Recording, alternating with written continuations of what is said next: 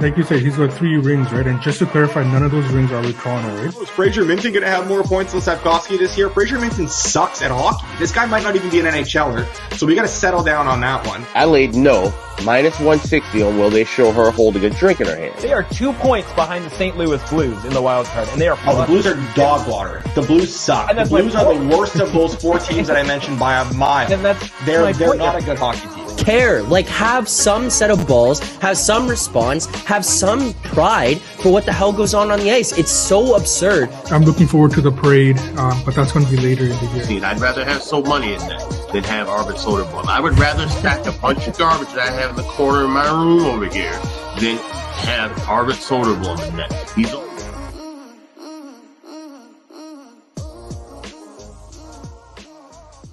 April 10th, welcome back to Edgework, presented by Stacks. I'm Zack Phillips, and this morning we're joined by Rob Pizzola, Matt Alber, Alex Moretto for what should be a pretty fiery show here today. So we'll dig into the games first, and then we'll get into some extracurricular stuff after the fact.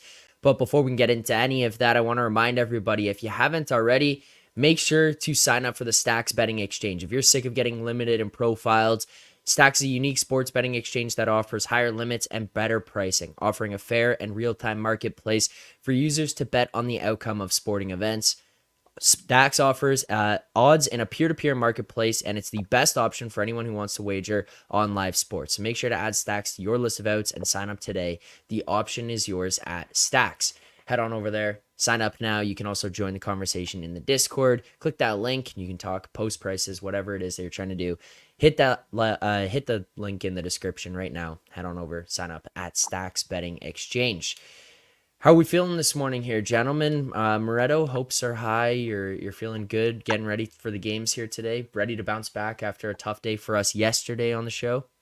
Yeah, would have been nice if Alber could have made his bet for us, but apparently we're not worthy of that here on Edgework, so I don't know. What are you going to do? Alber. Well, Siri's going off on my phone asking about Stacks, so that's good. Alber, what's up with that? You got up this morning, you're in shambles after all the Rangers slander you took?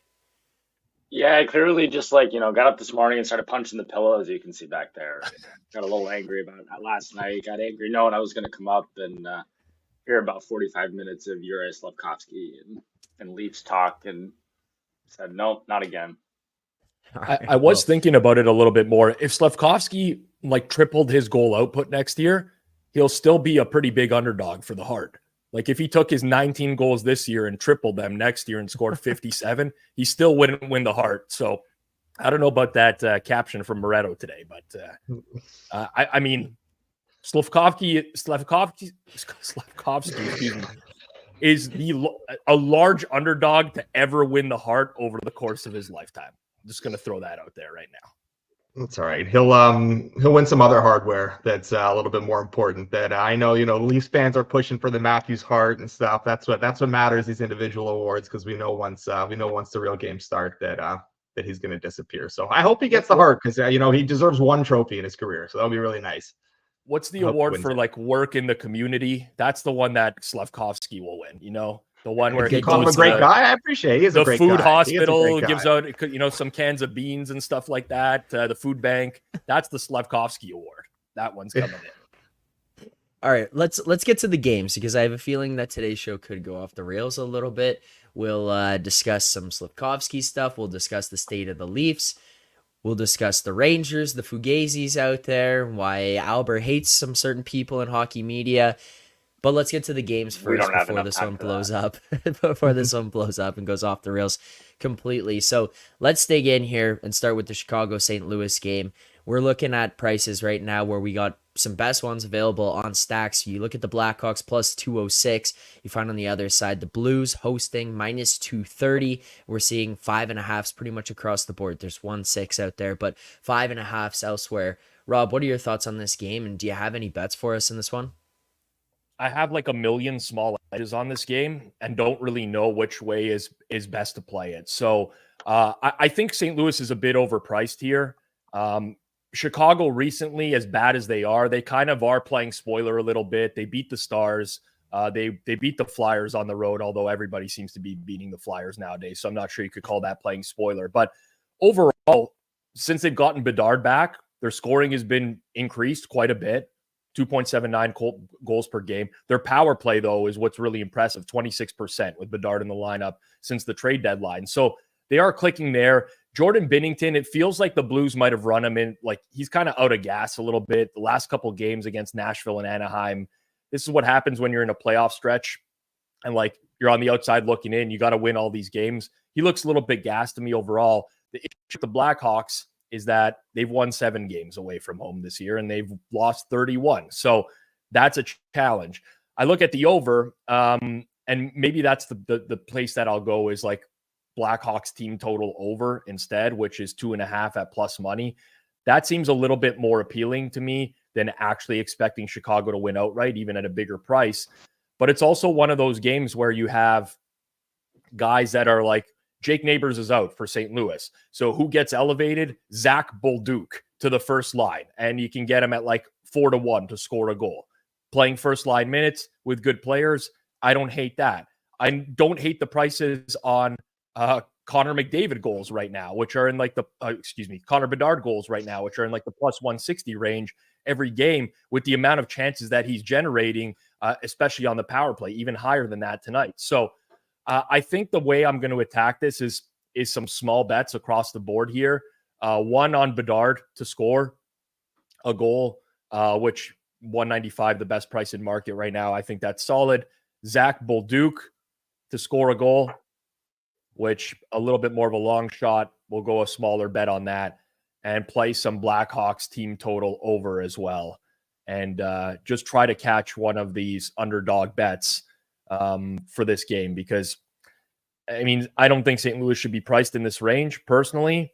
And there's also one more like motivational or situational factor that we should point out here. Kind of talked about one on last Wednesday's show when Vancouver played Arizona, but teams when they're like still alive in the playoff race, but don't really have a chance, kind of where the Blues are falling right now. I don't want to say they don't have a chance, but it's very low. You tend to see those teams really underperform late in the year. One reason is that they're actually not very good and they're expected to win games to try to get into the playoffs. But two, there's probably a motivational aspect where a lot of those guys know that it's just going to be really challenging at this point as well.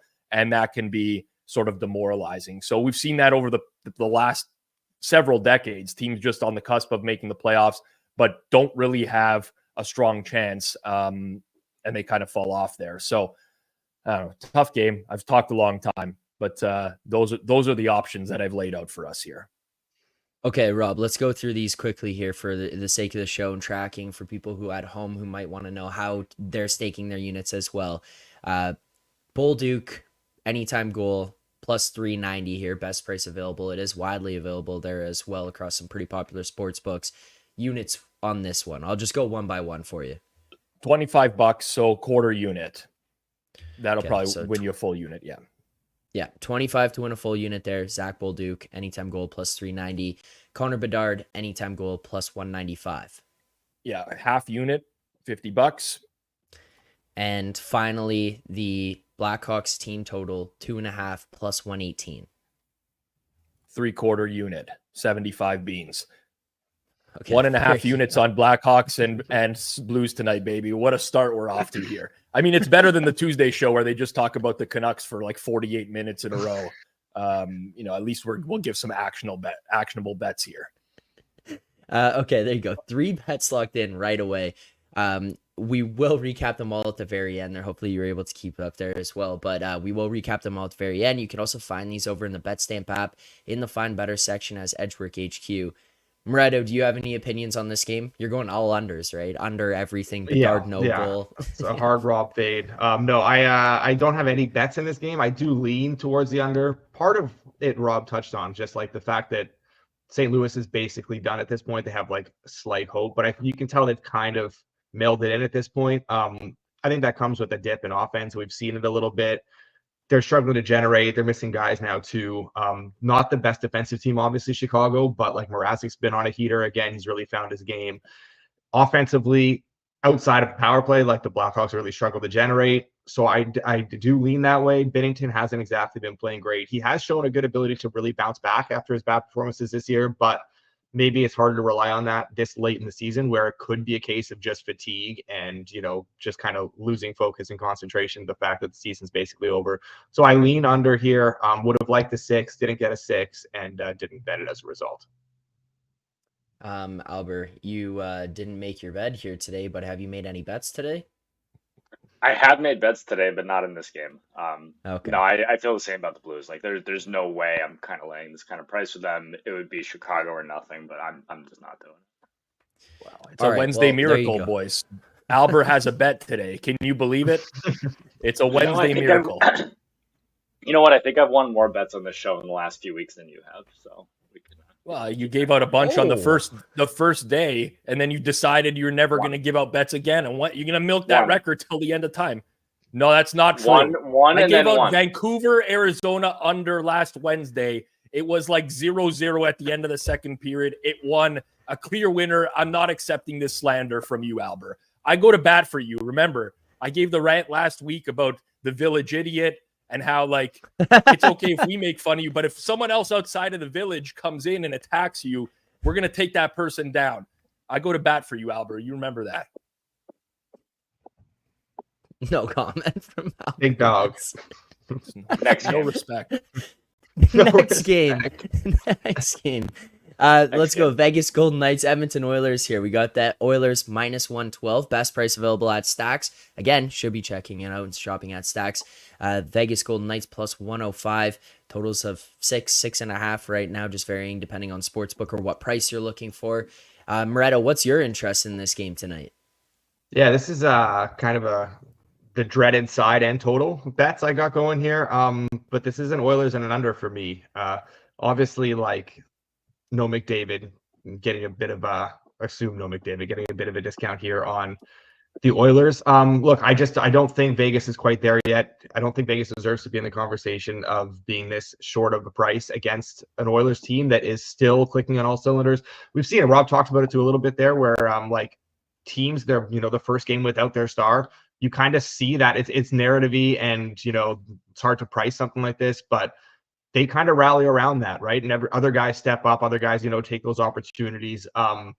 This is also, you look at the under now, like Vegas is playing good defense. The offense still hasn't quite ticked up. They still haven't got that chemistry going. They still haven't figured out their lines up front. Skinner, hopefully we get Skinner and Thompson. I think that is very conducive to what should be an under type of game, especially with, like, there's still a decent amount at stake here in terms of seeding. You look at Vegas's recent games too. Vegas plays some higher event games against bad teams where they know that, whatever, they can go out there and they can kind of screw around. They can outscore teams a little bit. When they play better teams, those numbers really come down. The defensive numbers really strengthen. They get back to the core of what they want to do. Obviously, this fits in that very much. This is the type of game where they're going to want to play that low event hockey. They're not going to want to get into back and forth sort of game with the Oilers, even without McDavid in there. So, yeah, I played the under. I would prefer the 6s at the plus money there, I think, at this point. And the Oilers, best price at Stacks, minus 112. That's a beautiful number. I like that quite a bit, and that's good for me. So we'll go 2 here. We go the under 6 plus 102. There is plus money widely available, and then we'll grab the Oilers, money line minus 112. And yes, it is best price at Stacks. So make sure to head on over there. 2 best bets there from Moretto. You guys have come firing here today. You're ready to go. Alber's still firing like gun shy. Yeah. Alber's going to have to pick up his game. He's going to have to pick up his game. I like that Oilers bet, honestly. I love McDavid. I actually think if I had a vote, I would give McDavid the heart probably every year, because I think he's just by far the best player and the most impactful for his team. But Moretto made a good point about, like, that pickup in the first game without your star player. I think it exists. And they also have, like, a pretty deep lineup. Like, they're just going to take Evander Kane off the 4th line and move him to the 2nd line now. They elevate Nugent Hopkins to play with Draisaitl. It's still solid. They generate so much of their offense from their back end anyways. Like, Bouchard is such a great player in terms of generating, Darnell Nurse as well. So obviously they're going to miss him against a deep Vegas team, but I think there's been, like, a little bit of an overcorrection there right now. Edmonton, strong home ice. Vegas has struggled away from home this year.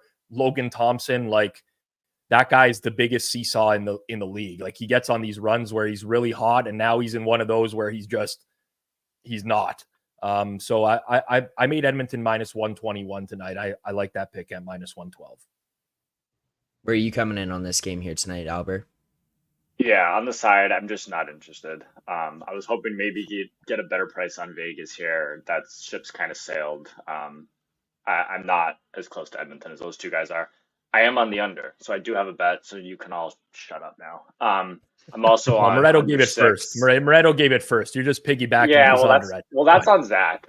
You know what? I'm the one who sent it first. I think we can go back and look at that. But yeah, it's a pro move, by the way, Alber. Sorry, I keep cutting you off. I'm sorry. I'll let you finish.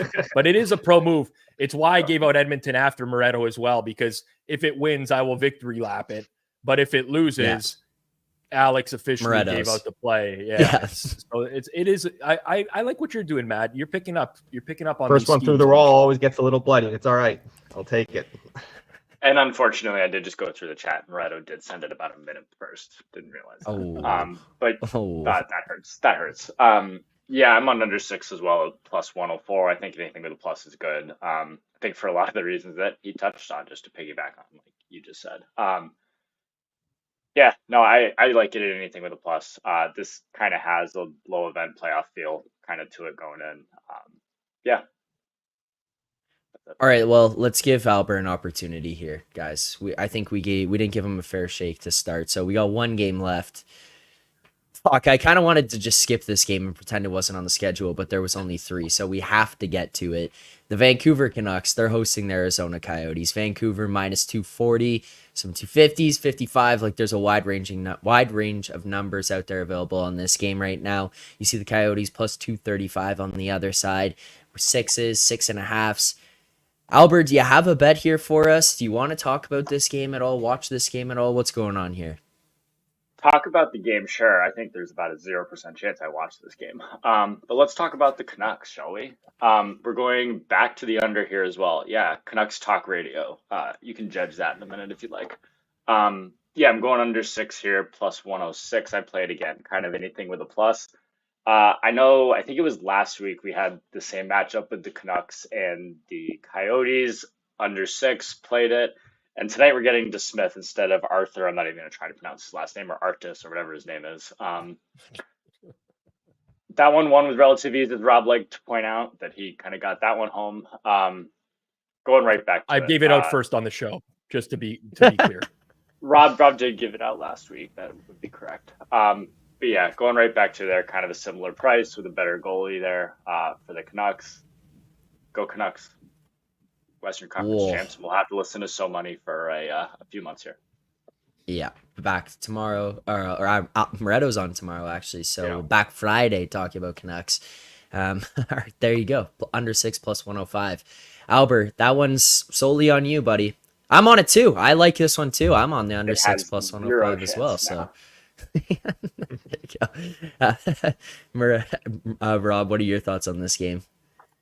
I lean that way. It's not in the threshold that I would personally play it, but it is like that is a very small edge for me. The difference between this game and last week's game, just for perspective, the Canucks were coming off a game where they gave up like 1 million goals. I think it was to Vegas the night before. Yeah. And you tend to see teams, especially on the latter half of a back-to-back, which was the Canucks situation in that game, just really shut it down off a bad defensive performance. You get your backup goalie, and you just get a team that's like, we can't give up that many goals. You're not in that situation tonight. Canucks have had a day off. They beat Vegas on Monday, but either way, Arizona just doesn't have the firepower right now, especially. I mean, you look down through their lineup, and it's hard to see them scoring consistent goals. So I like the under at plus money. It's just a very small edge for me. I would need just a tad bit better to play it, but certainly I think that's the right side. When he says a tad bit better, he means what he needs is for me to not be on. Yeah. I did have to move the number 8 cents for Alber's pick. Yes, that got me off the game. Oh no, Alber, it's all right, man. We'll turn it around. We'll get it together next year. I'm done with the Alber slander. It's gone too far. No, It's gone too far. I'm done with the Alber slander today. Let's be real. No, you're not. For this show, at the very least. Yeah. We'll see how this pick results tonight, and then we'll determine about next Wednesday. Moretto, final thoughts on this Vancouver-Arizona game tonight? Yeah, I don't.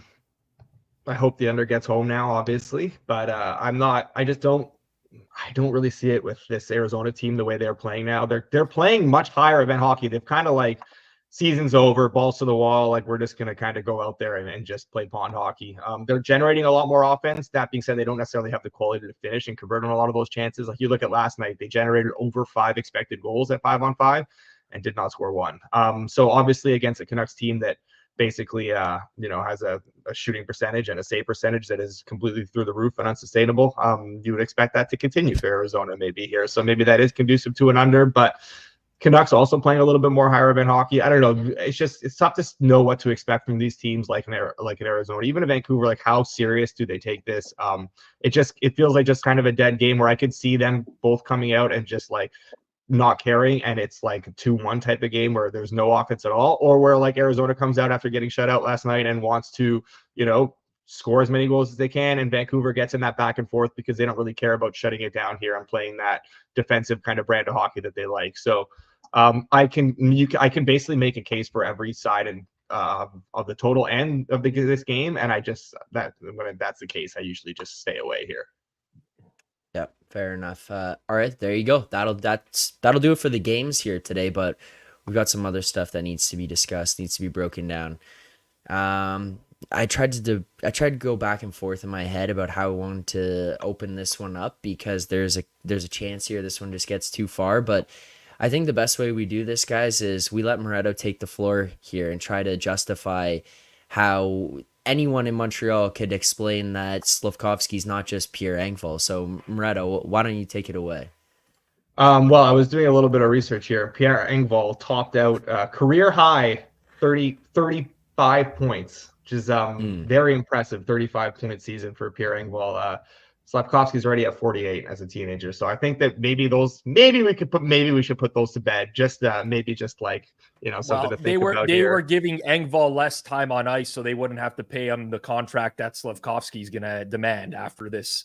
Slafkovsky's going to make $6.9 million, and he's going to be the most underpaid player in the NHL in 5 years. It's going to be great. Look, you got Suzuki locked up long term. You got Caulfield locked up long term. You're going to have Slafkovsky locked up long term, and I honestly feel bad because it's going to be at a point here with this Habs rebuild with like Leighton Hudson coming in, Kirby Dach coming in, where they're going to be perennial playoff contenders. And then we're going to still have the Leafs that just wasted their entire core and just sitting there like, nothing happening once again. I mean, Matt, look, we can talk about Matthews if you want. This chase for 70, maybe the Hart this year. It's great. I'm curious. I want to throw it back to you, Zach, give you the floor here. And you can tell me why this year is different for the Leafs. Why is this year different in Toronto with everything they got going on there?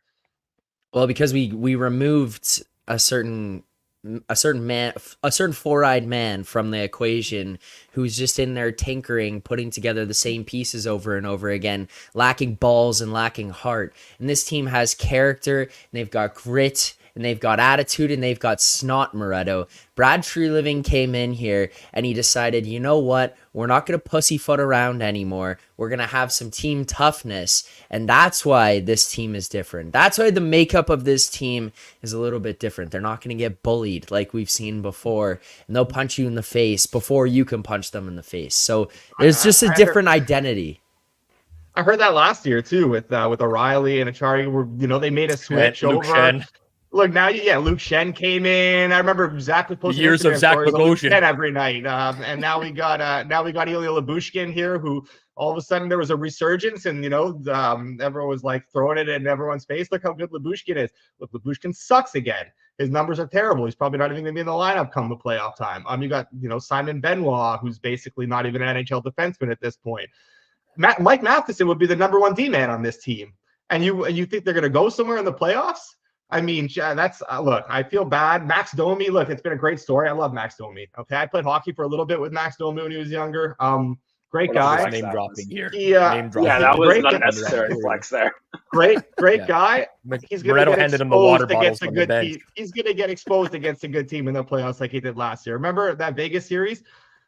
I thought that was one of the worst performances I've ever seen from a forward. Look, it's great. It's a good story. Leafs, beating up on a Jack Hughes-less Devils team, and it's getting guys like Ian MacBetts to believe again.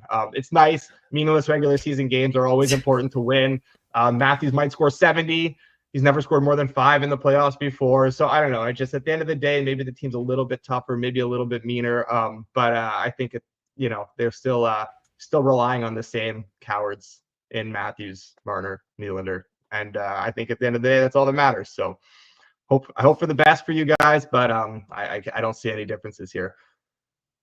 I remember the days when Ovechkin was a choker until he wasn't. And I don't know what happened that year, but Braden Holtby had like the worst year of his career, and they finally went to the playoffs and beat the Pens. All those years of losing to the Pens, they got it done that year. I don't know. I just think the Leafs are like in the mix with every other team in the East, and it could happen. It might not happen. I have no idea, but I don't think that there's like a powerhouse in the East that's separating themselves from Toronto. My one thing that I'm curious about that I wanted to ask you guys is, do you think Joseph Woll's next contract will be an NHL contract or an AHL contract? It'll be a NHL two-way contract. Okay. All right. I'm good. I got everything off my chest. I'm done. You guys can go right. Oh yeah. I was not the Wall is the savior guy, by the way. You can't lump me in that crowd. I was never in that. Fair crowd. enough. Yeah. Fair enough. Yes. Yeah. In all honesty about the Leafs, I don't think this isn't the one that I have like the highest expectations for. I just think that at least based on some of the additions that were brought in and the way that they've changed a little bit how they play, they have the best opportunity to do something, is the way I've kind of been looking at it. Is like, I don't think they're as good or will have success, but I think they have the best chance to. And as Rob said, mixing in the fact that it feels a little bit more open, then yeah, that's kind of where I lead to have that belief. Like, you never know, something could happen, a run could happen. That's my thoughts. The Leafs would have had their cup already if that dirty cheap player Corey Perry didn't knee John Tavares directly in the head at full speed. That was the Leafs. It was cup. targeted. That was a targeted shot to the head to Tavares, and he's never been the same since then. Sending a message. Sent a message. Yeah. So many and then we went to the Cup Finals. Here. That was the year that Suzuki won his more playoff series than Matthews has in his entire career. Just all in 1 year. Really impressive stuff.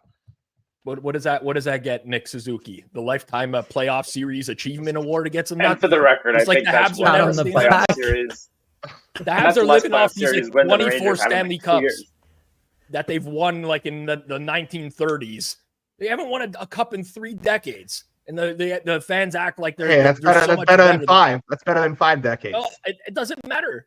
Do you remember? Congratulations to the Moretto's great grandfather on those. I remember. I was like 2 years old. It was great. Oh, it was great. I slept like a baby that night. I was so happy. Sure, you did. Well, I mean, this was sent to me while we were going on and on here about the Leafs and the Habs, and so Alber has fired out a tweet. Everyone arguing about Leafs and Habs, Rangers leading the NHL here. Alber, why don't you talk to us about your Rangers? Because feels more and more like we're going to head to a direction here where Moretto is going to be calling them fugazis as we go into our Stanley Cup preview.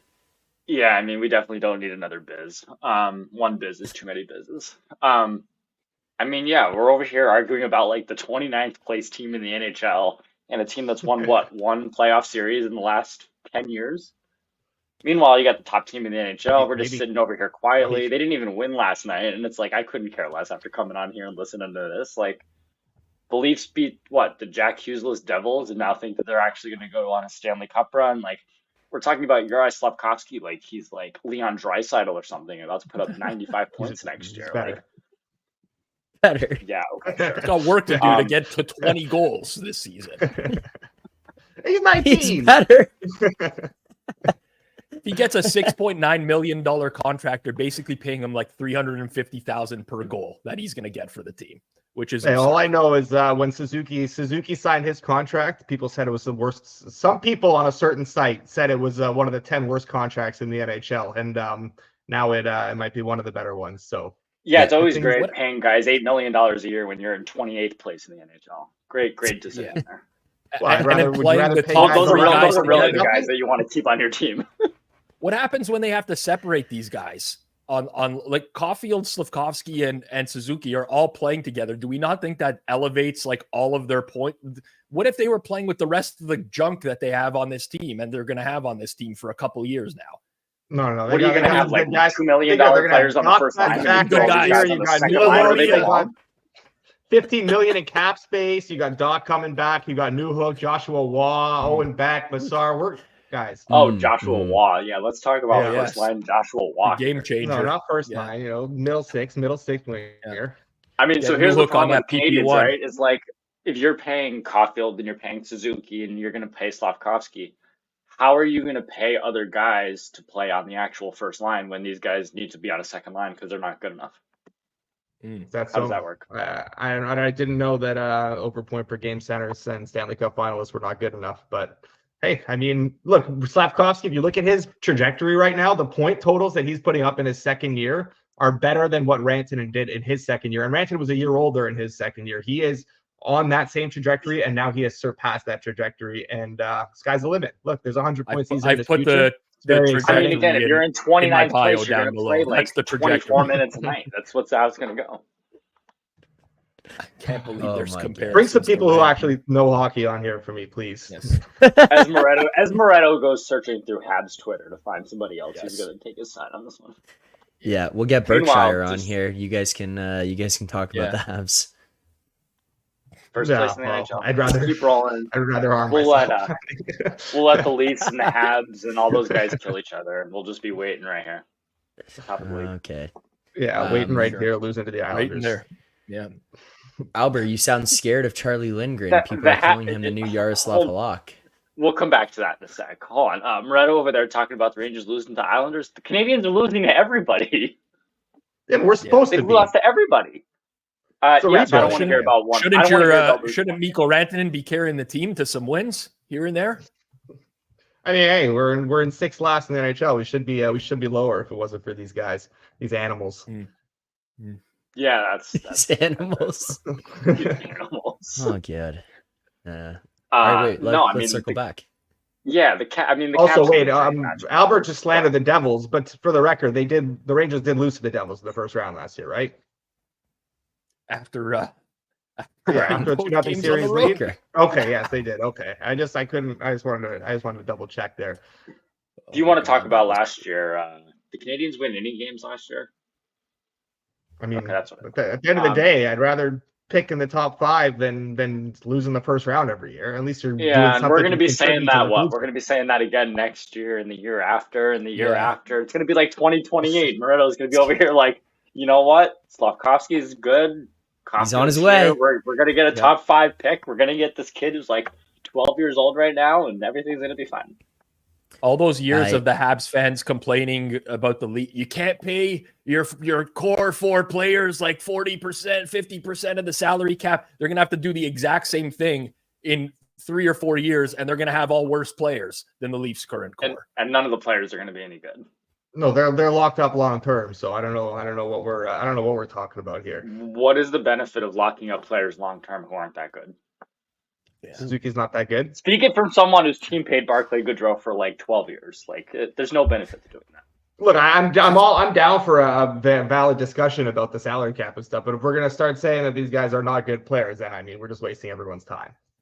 Well, Suzuki's not going to be a 1C on a Stanley Cup team. Well, he was a 1C on a Cup finalist team that beat the Leafs in the first round. Well, let's go. Again, outside of Montreal, there was not a single person on the planet that thought the Habs could actually win the Cup that year. And that came to fruition because they didn't win the Cup that year. So we can erase that now. It doesn't matter. There's no like style point. There's no points for getting to the Stanley Cup versus you didn't win. It didn't matter. At the end of the day, it's going to go down as nothing. Also, do we need to talk about Carey Price just taking you guys? I'm sorry. I just did a little double check here, and Nick Suzuki has more points in fewer games than Mika Zibanejad this year. So, just something to consider. Just something to consider there, right? You know what? If you think about your team for a minute, if you think that throwing Zibanejad shade my way is going to bother me, dude, Zibanejad's been like a fourth line forward for 2.5 months. He has more now. points than everyone on your team except for Panarin, who you're paying $30 million to. He has be like 2 rushing even puck strength off in the goals since playoffs every year. December. So I mean, Zibanejad slander is not going to get to me. We've already slandered Zibanejad more than you possibly could. Like that's not going to have the outcome that you think it will. He's had, I believe it's 2 even strength goals since before Christmas. Like that's not going to have the outcome that you think it's going to. It's the bread man you got to be worried about. With that. Bread man you got to worry about for the playoffs because he just turns into a loaf of bread in the playoffs, basically. Yeah. At that point, that's what you got to worry about. Well, he did have 2 assists in 7 games last year. That's really impressive. He didn't quite score, but he was close to scoring for sure. You know what? Now that he shaved his hair in the offseason, he's come back. He's an entirely new player. It was all the hair. But no, I mean it's one line that's dominated everybody. It's having probably the best goalie in the world going into the playoffs. Let's put that out there. And outside of that, like kind of shit outside of the power play. I mean that top line is brutal, awful. And I get that they had to throw a dart and try Roslovic, and I liked the attempt. Like once you knew you weren't getting Gensel, you had to try something. But yeah, Zibanejad shade's just not going to work. Like every Ranger fan on the planet has been throwing shade at Zibanejad for 3.5 months now. Like that's just not going to have the outcome that you think it will. Who can I throw shade at that? Because they all have less points than Suzuki. So you just tell me who you like, and I'll start going through the list for you. So are you about to go ahead and tell me that the only reason the Rangers are at first and the Canadians are in 34th place is because of goalies? No, I think they have less points and they're still much better. I think their decor is very, very good. I think obviously the decor is very good and Shesterkin is very good. But I honestly don't hate the Rangers and their depth. You can't it's hard to argue that they are a top 2-ish team in the East right now, I think. And they can be, and Shesterkin can win them any series and they can go to the Cup. I think that goes without saying that they can definitely go to the Cup with that decor and Shesterkin, but are they going to get consistent enough offense? Especially as a team that relies so heavily on the power play when those opportunities kind of go away a little bit more in the playoffs. No, I agree with a lot of that. I think some of that was in that ESPN article about the Rangers that kind of went pretty viral yesterday. It's they are very reliant on that, but at the same time, they have the mold that you can get caved in at times and be successful with. And I mean, I don't even know how many times we need to see it for this to happen, right? It's no, that's fair. It's Carolina. Yeah. Carolina's going to throw 65 low danger chances at you and hope to get a couple of bounces, and maybe they do. But you're playing Igor Shesterkin. That's not that plays right into the Rangers system, right? And it's all right, they'll come down and yeah, they may get outchanced 14-2, but the 2 chances are going to be great. And then you have Panarin, you have Zibanejad if he learns how to score a goal. You have Kreider, you have these guys that can actually score. So it's yeah, you can get caved in for a little while and survive doing that. All right. I didn't realize Moretto was such a big fan of Jacob Trouba over there talking about the Rangers decor. Has he watched? I mean, he's talking about the Rangers decor being great. Have you watched Trouba and Keandre Miller play hockey this year? Trouba stinks, it looks like they're playing for the Canadians. He's been the better D-man on that pair most of the year. He's been better than Keandre Miller has for a lot of the year. No, Trouba's he's like so money, just completely washed at this point.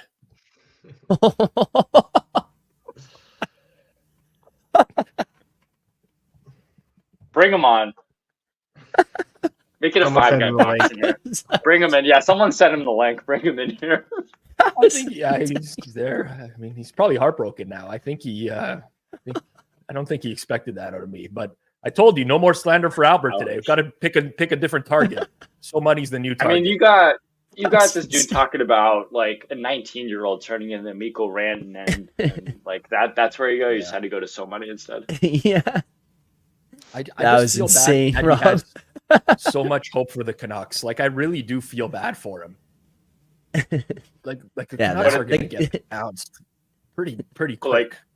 It's hard to imagine a world in which I'm betting on the Canucks in the first round. I will say that. Yeah. It is very hard to imagine a world in which that's the case. You can't believe that shot by Rob. So going back to the Rangers, you kind of mentioned not a top 2 team in the East.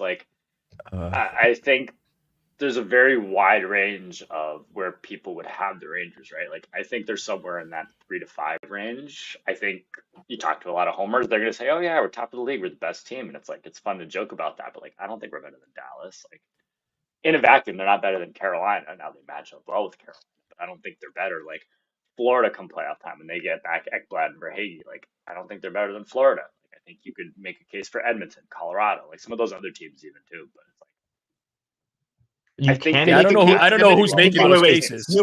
You can make a case that Edmonton's better, or they absolutely are better. Yeah. I think Who is Edmonton's making better. these I think cases? they're better than Colorado.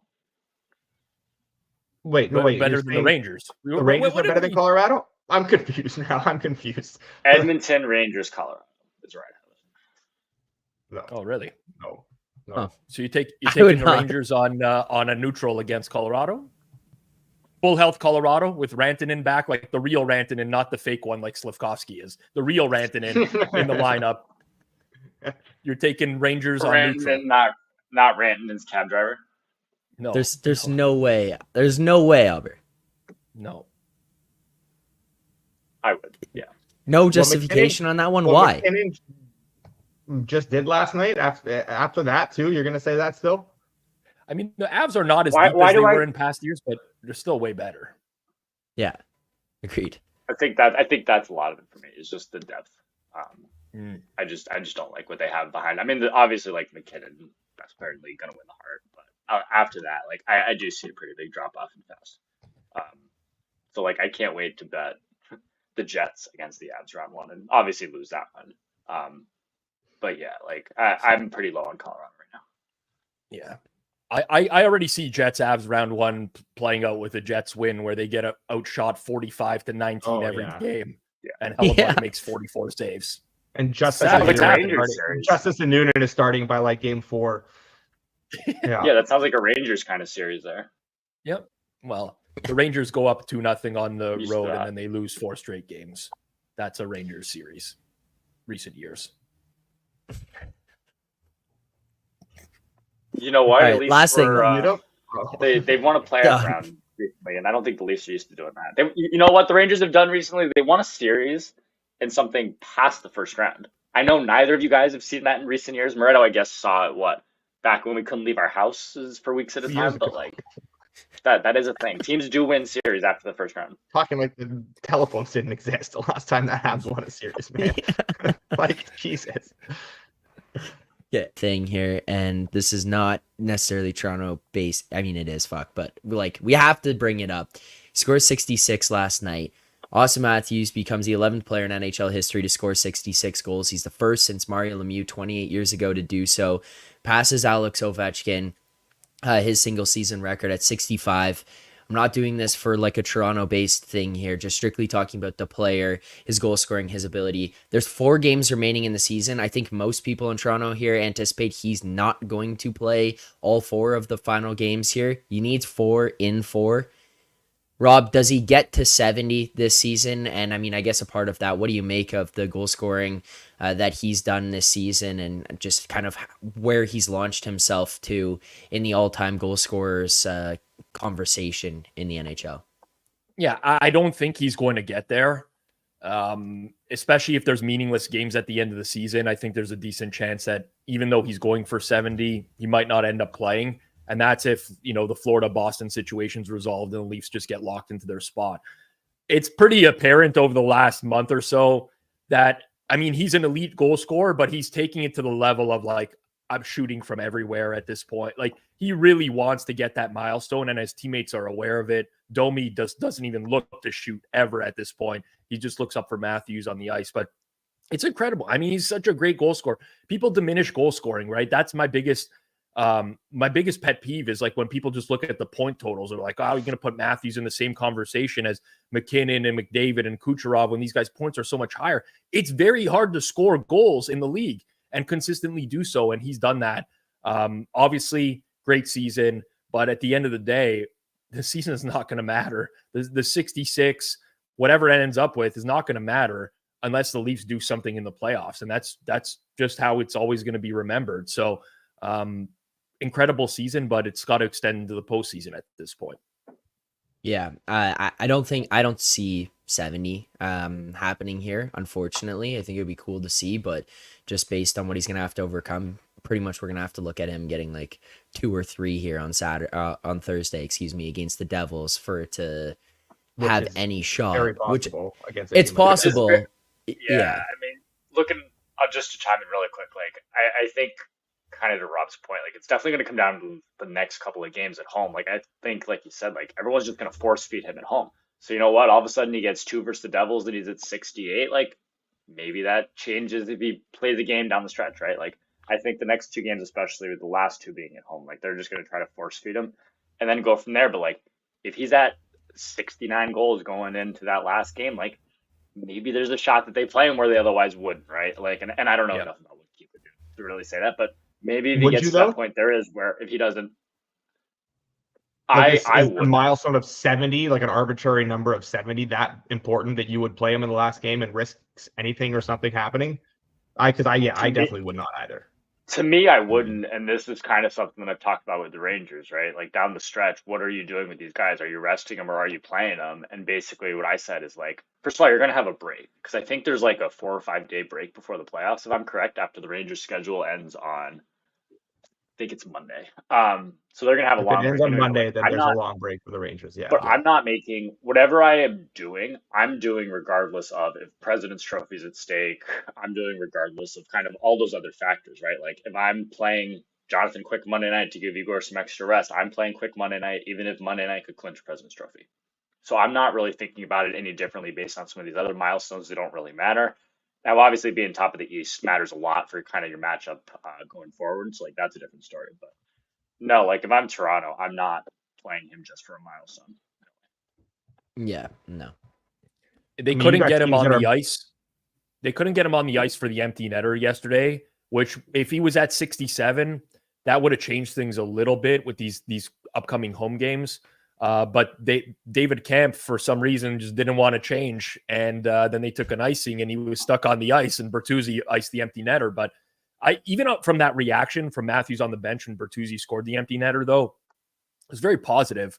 Like, I know the milestone's on his mind, but I don't think it's the be all and end all, honestly. I do think that if the team went to him and said, like, listen, there's no great season, we don't want you getting hurt here, we can't improve in the standings, he would sit down, no problem. So I do think these next couple games, he's going to go hard as he has been recently, shooting from everywhere. Like, doesn't matter. Bertuzzi goes right to the net, stands in front of the goalie, and Domi's going to find Matthews on the ice. And that's what they've been doing, and it's working. But yeah, I 70 is going to be a challenge with the way that it's set up for him right now. You've got teams that are jostling for playoff positions and playoff space, like division wins and stuff like that are still going to be resting guys, right? And then like you're going to justify playing a guy just chasing an individual accolade. I can't see it. So I'm curious as to what you guys. We don't have to keep this discussion going longer, but like, what would you set an over/under goals total for Matthews in the playoffs this year? Like full playoffs, what would the over/under be? Well, it'll be underdogs in round 1 if they're starting on the road.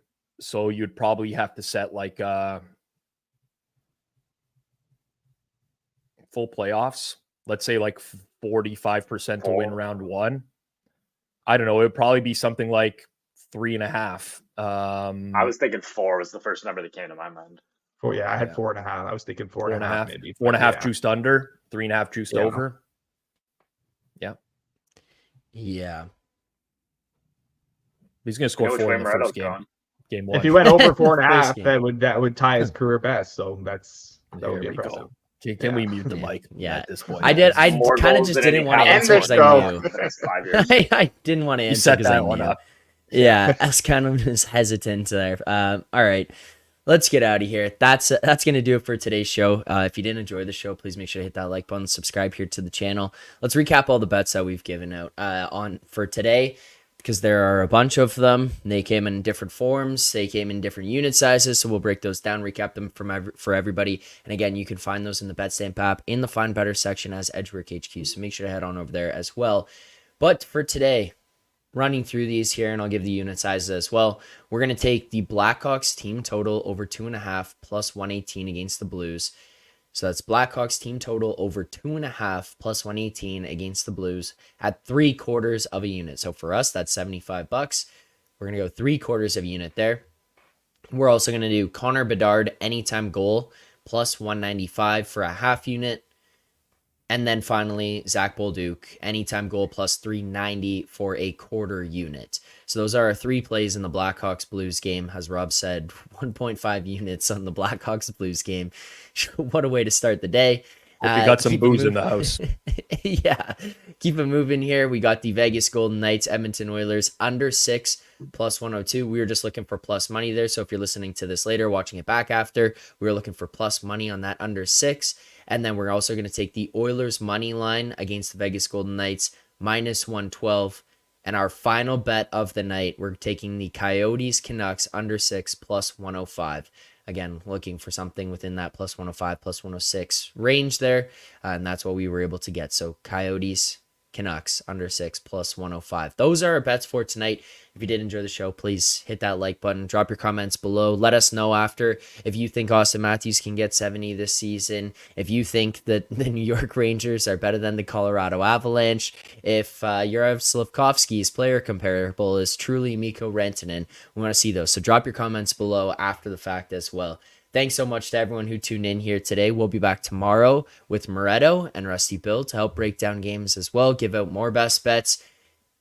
Thank you so much for tuning in. Coming up at 12 o'clock, by the way, Forward Progress. Eric Eager, Fabian Sommer, Eric Pauly. They're going to be, as producer Jason has put it, predicting the future, looking ahead to the NFL draft and trying to figure out how teams are going to be positioning themselves and what approaches they might take to the draft this year. So you're going to want to check that out. Forward Progress, 12 o'clock Eastern time. Thanks so much for everyone for watching. We'll see you back here tomorrow morning, 10:30 a.m. Eastern time. Enjoy the games tonight. Good luck on your bets.